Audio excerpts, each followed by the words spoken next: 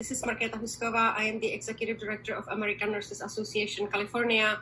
Today is Wednesday, March 18th, and I have a long list of updates to share with you on what is going on with your California State Legislature, what is the governor doing, what is CDC, World Health Organization doing, because we understand that while you are all serving and caring for those who can't care for themselves, it is my job to be on the lookout and update you on what is going in the state of California.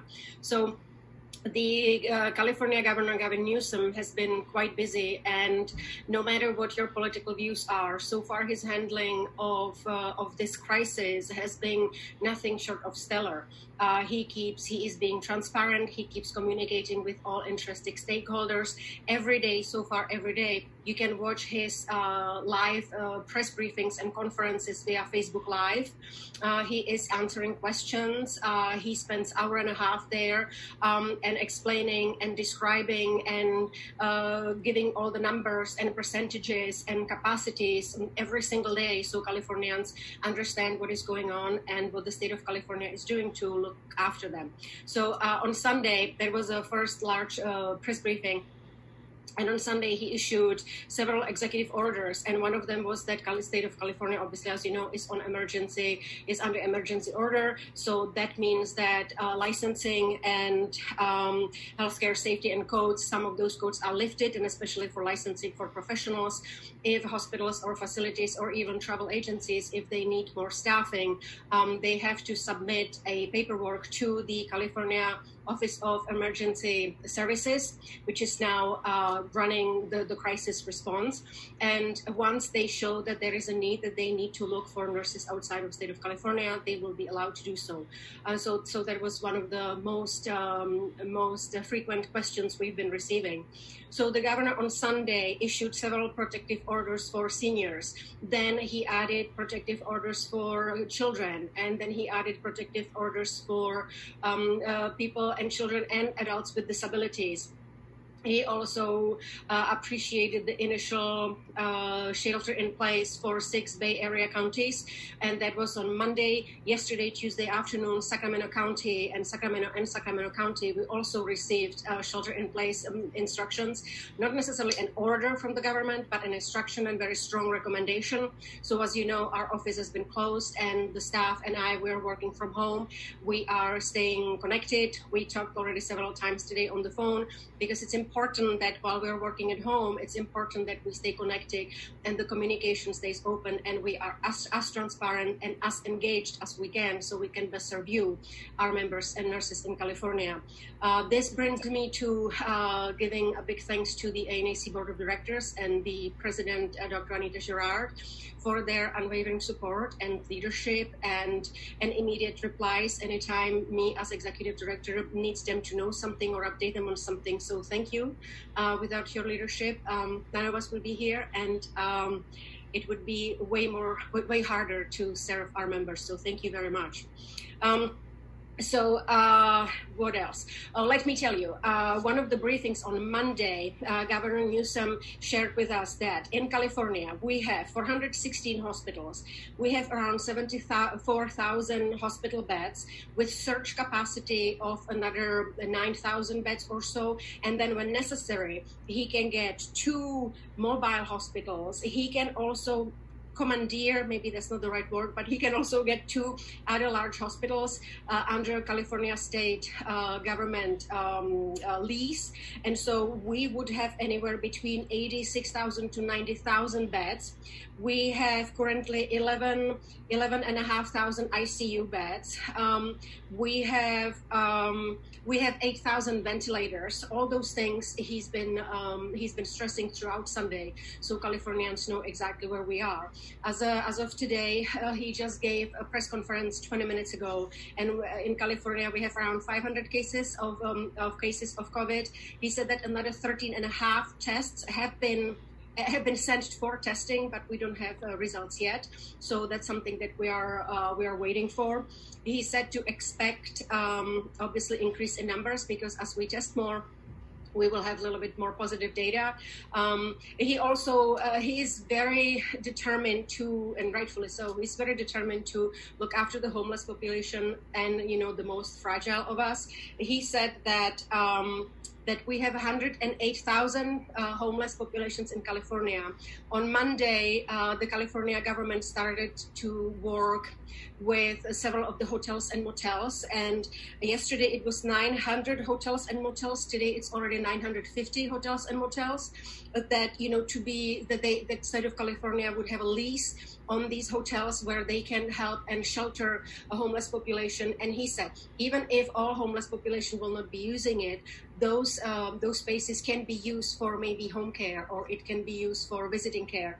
So that he also said that they just sent 1,300 new mobile trailers that I guess they are on the road as we speak, or they will be tomorrow, that they will park them strategically throughout California, and then the running of the shelters, they will leave it to the counties and regional authorities.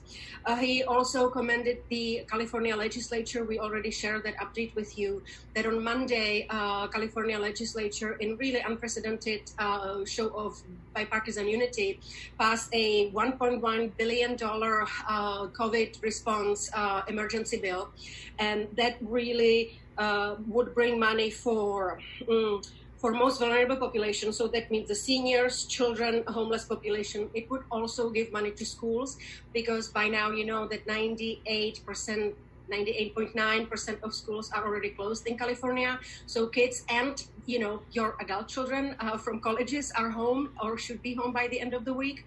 And they will be doing online classes. Governor issued an order earlier today that all those tests, the ACT and APs and the standard tests, none of those will be actually done this year, this semester for California children, because he said that they are stressed enough and under so much pressure. They're very upset that they can go to school. The governor actually used his own daughter, that where he came home late yesterday after a full day of working, one of his daughters was throwing a fit that she was so upset that she cannot go to school. So the governor said that he was really surprised that one of his kids don't want to go to school, but he spent about an hour to explain to her. And he said that he doesn't view California schools opening before summer break. Initially, I thought he meant spring break, but he meant summer break. And when some of the journalists were asking him, you know, you are really scaring parents and, you know, telling them that until summer they have to figure out different planning. And he goes, if I can tell that to my daughter, you know, I don't think that it's right or it's not transparent for me not to be, so you can tell it to your daughter. So that is something that all parents will have to deal in the coming weeks. And the governor said that PBS and the superintendent of schools and all the county and regional school authorities, local school authorities, that they are putting together resources and they're putting together available guidelines, because that happened also earlier today, that the government issued guidelines on homeschooling and teleschooling, online schooling for California children. I don't know if you know, Governor on Monday said that California was the 7th state to close down schools or issue instruction to close down schools. And he said that in California, we have 6.1 million children. And he said that all 6 states prior who also closed down school system, they didn't have 6 million children among all of them, right? So in California, we have 6.1 just in California. So we also have 5.3 million citizens, population above 65 years or older. And he said that obviously, you know, the children and our seniors, that they are the most susceptible and they're one of the most fragile. So there is a 10 million, 12 million, I cannot count, 12 million around of our most fragile neighbors and friends and family members. And so that is something that the state of California is really ramping up to issue more protective orders, make sure that kids, I don't know if you know, 60% of California school children are, they qualify for breakfast and lunch. at school. So 60% of our children in our schools don't have food security at home. So governor said that they are working on with the local educational authorities to figure out that these kids can have access to food. He also mentioned that that was just now, just before I started recording with you. He also mentioned that he spoke with President Trump earlier today. He said that California has been worried about the fact that we don't have enough testing for COVID. Apparently, we have tests, but we don't have the swabs. So he said that President Trump was very very aware of it. He knew where the components will be coming from. So he said that by next week, California should really have all the testing we need. Governor Newsom also mentioned that when he asked President Trump that should California require more beds than just the 90,000 surge capacity that we could have, if maybe U.S. Navy could come and help, Mercy ship. So he said that's something that U.S. government could do. He told us that Mercy could be here within 5 days or so. So he said that he doesn't want to be over-promising, but it's important that people know that should the need come, Navy can help us at the coast of California within 5 days. What else do I have here for you?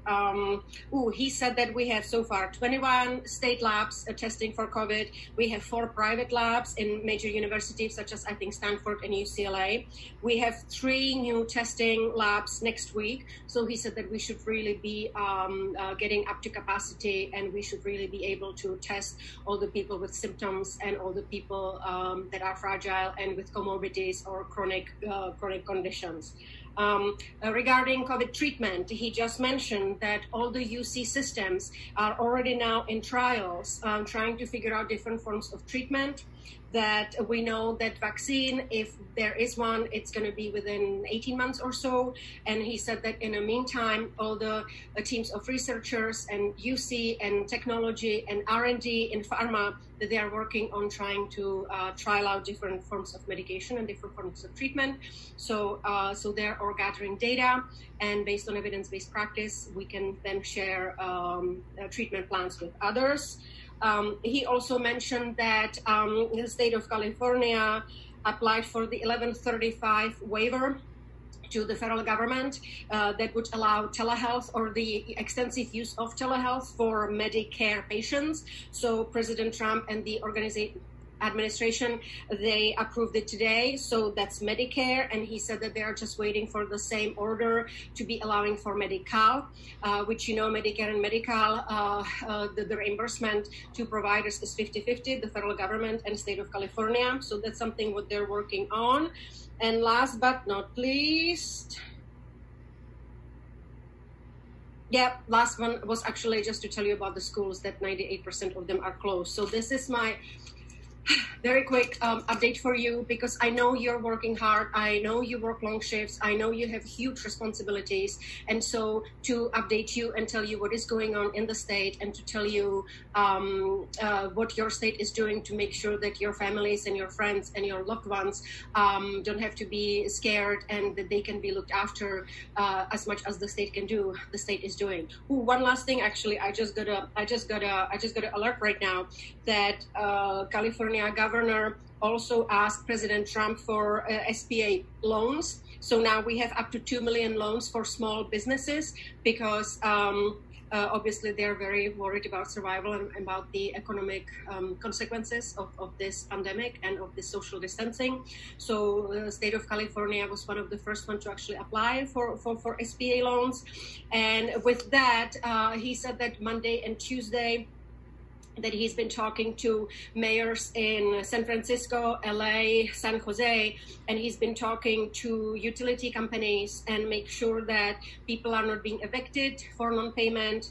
If people cannot pay rents, that they cannot be evicted. He said that many of the utilities companies were very open to the fact that they will not be cutting the utilities and gas and internet to people if they are unable to pay. He said that, and DMV renewal, license and registration renewal, you have extra 60 days window. The same is for California what do I want to say? FTB, right, for California taxes. So we have also 60 days window. So I think that the state of California is doing within its capacity what it can to help us and get us through this.